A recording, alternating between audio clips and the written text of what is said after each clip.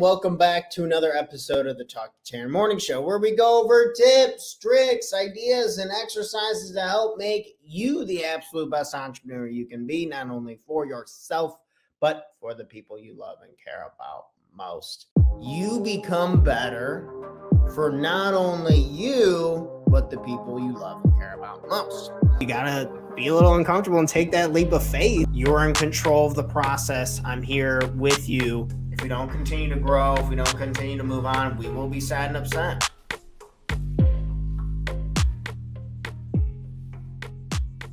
Good morning, and thanks for tuning into this morning's episode 252, stacking them up. And today we're going to be talking about decision fatigue. Decision fatigue has been something that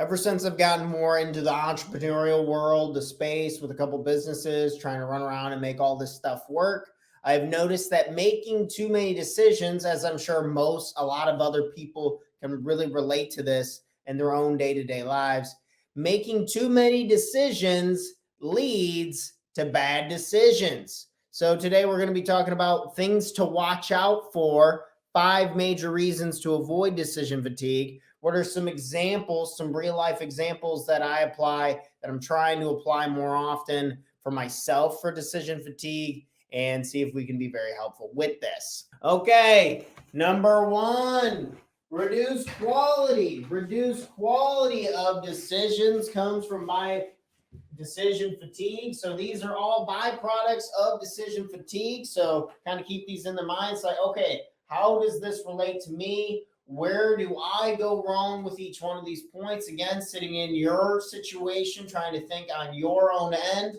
I'm going to give some personal examples from me as we go throughout, but it'll be ultimately up to you to see where you are doing this and where you are making these types of decisions. Number 1, reduce quality. So you see this a lot of times when people have a lot going on throughout the day, and then by the end of the day, they just say, fuck it, not worth it, don't care. I've done enough. Oh, that's okay. I don't need to live in alignment with my values anymore today. Be very careful of this, because these are the moments that we usually want to be most resilient. And by having something, so we'll go to our first example. What would be a first example? I think this is probably one of the biggest ones, is meal prep. I think a huge reason why our country is so overweight, aside from the fact that we live in the greatest powerhouse in the world and we have abundant resources, that aside, I think people get reduced quality in their decision making to the point to where at the end of the day, they just say, fuck it.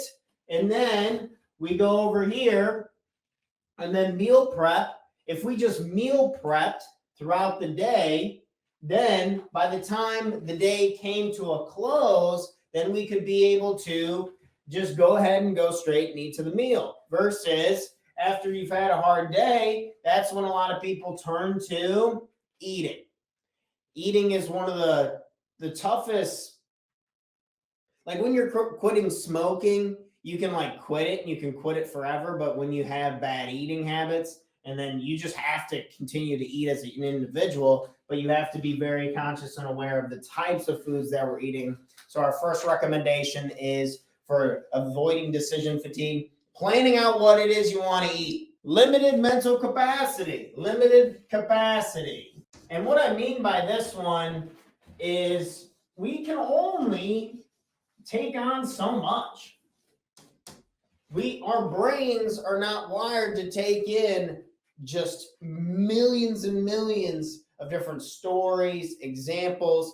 So I don't think our brains evolved to have any idea of what we're going to be taking on with like social media, with the news, with just the world being connected in general. I think we're getting so flooded with opportunities and decisions that it's starting to do just that, reduce our quality and reduce our capacity. People are just getting run. I know personally, if I look at my cell phone too much, I feel like bogged down. It's like, holy crap, my brain is starting to like fog over, or I just feel like edgy and irritated. I don't know if you can relate to that, but limited capacity, understanding that our brains can only take on so much. And one thing that I really like to help combat this, to have another example, would be planning working out. Like you should know,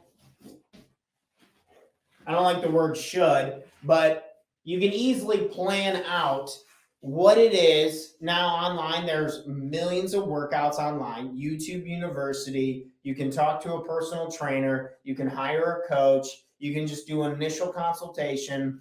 But figuring out a working out schedule is probably pretty key to success. And I think it's really helped with my ability to handle a large capacity. So I'll be working, I'll take a break. I'm that type of person, I don't bring my cell phone with me. I try not to bring my cell phone with me into the gym, and I just go in there, turn off, do that, and that's helped me quite a bit. But just planning that ahead of time has helped with decision fatigue. So that's the second example that I wanted to give out. Tip number three.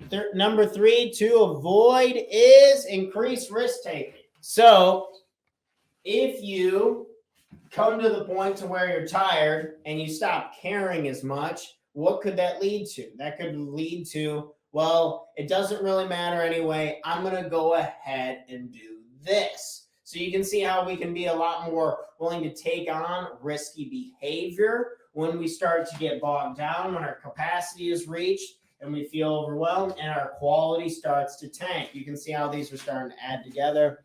Increased risk taking. Next one, lower willpower. This one I think is probably the most prevalent one out of all of them. Lower willpower.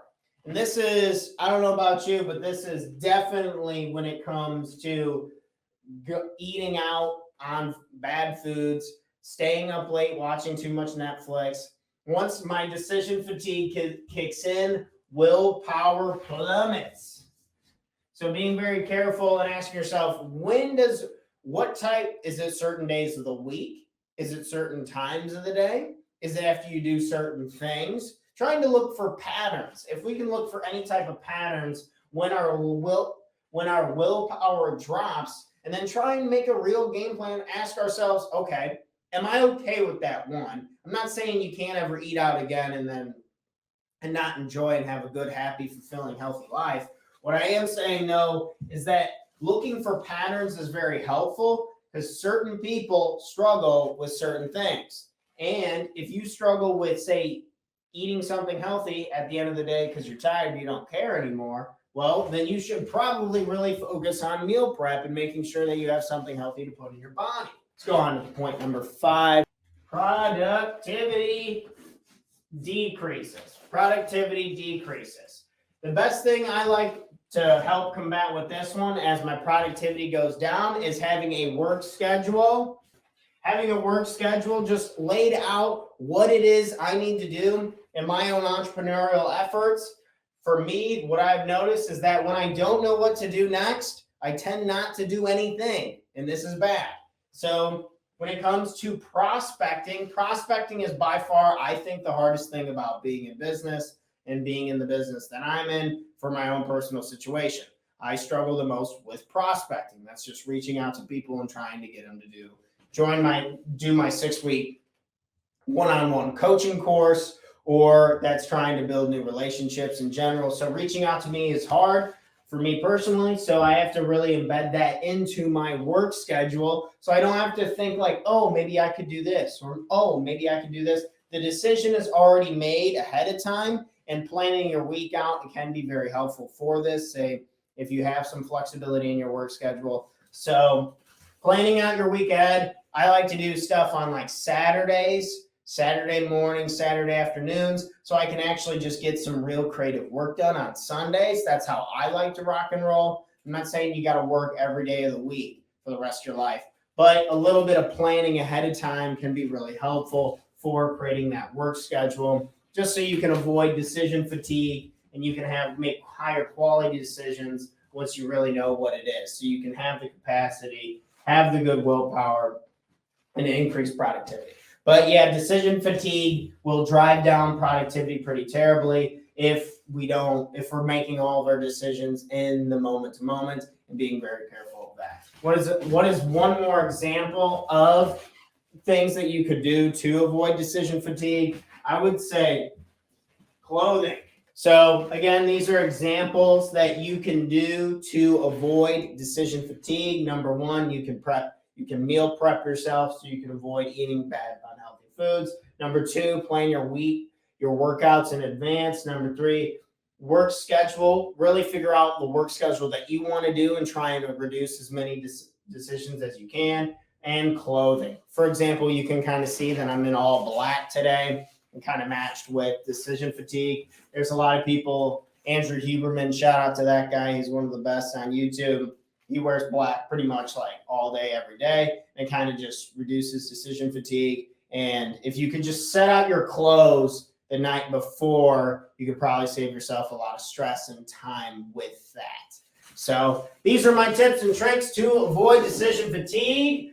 Improve your quality, improve your capacity, don't take on bad risks, improve your willpower, and increase your productivity by avoiding decision fatigue. Avoid. So decision fatigue.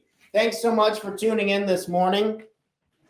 I hope this was helpful, and I hope that we can continue to improve our decision making.